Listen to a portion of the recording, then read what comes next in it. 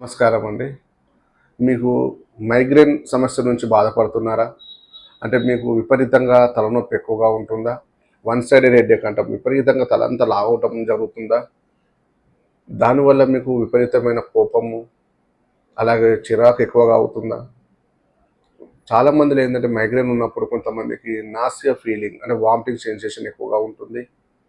కొంతమందిలో వాంతులు అయిపోతాయంట. అంటే వామిటింగ్ అయినాక చాలా రిలాక్స్ అవుతుంది వాళ్ళకు. వామిటింగ్ అయిపోయిన తర్వాత హెడేక్ తగ్గిపోతుంది. అలాగే కొంతమందికి ఇలాంటి సిమ్టమ్స్ ఉంటాయి. కాబట్టి ఎక్కువ లైట్లు చూడలేరు. మైగ్రేన్ పేషెంట్స్ ఏంటంటే బయటకెళ్ళిన తర్వాత ఎండకెళ్ళలేరు. ఉదయం ఎండకెళ్ళాలి, బయటకెళ్ళాలి అంటే ఆ లైటింగ్‌కి వాళ్ళకు విపరీతమైన తలపోటొస్తుంది.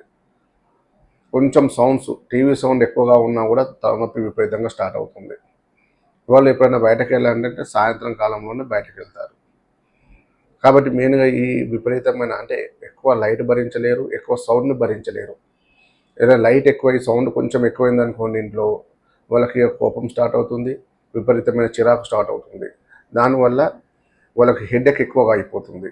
కాబట్టి ఈ మైగ్రేన్ ప్రాబ్లమ్స్‌కు మన వైభవ్ హోమియోపతి క్లినిక్‌లో మనము కాన్స్టిట్యూషనల్ పద్ధతి ద్వారా మనం వీటికి స్వస్థ పరిష్కారం చేసుకోవచ్చు.